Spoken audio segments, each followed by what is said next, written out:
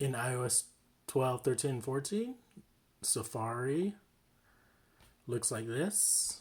And basically, the address bar is at the top. And for iPhones, you don't have tabs or anything, but you can get to the different. I mean, there's no easy access tabs. You just have to click on this double rectangle to get to the different tabs. But in iOS 15 now, if you go into settings, scroll down to Safari. By default, when you upgrade to iOS 15, under tabs, it's using tab bar now. So what does it mean that it's using tab bar? It's just basically meaning that now at the very bottom, you can slide through different tabs easily instead of pressing the double rectangle. I know it's not a huge issue, but I guess for some people that might be nice to slide through tabs versus clicking the double square thing. So again, let's go back to Safari, and I'll select the middle one. You'll see now that the address bar is at the very bottom, and this is what they call a tab. This is an old iPhone SE.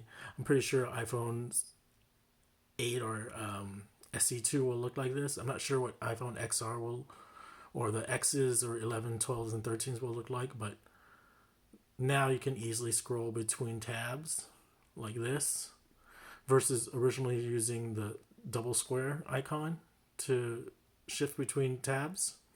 So again, if you don't want to use this bottom URL address tab thingy, you can switch back to the old way that they do tab browsing, which is really not really tab browsing, just moving the address bar back to the top and not using tabs.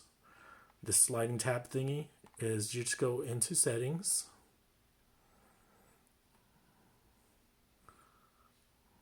Again, you go into settings. Sorry, I'm just going back. And from the very top, you'll have to scroll down till you find Safari. Click on Safari. Scroll down again till you get to tabs. And you just want to select single tab. Once you select single tab, it'll be back to the old iOS 13, iOS 14 Safari, where you can see over here the address bar is at the top and there's no tab bars. So now when I go back, this is the old way, and there's no easy way to slide through the different tabs. You have to use the old double square icon, and you can switch between the tabs in Safari.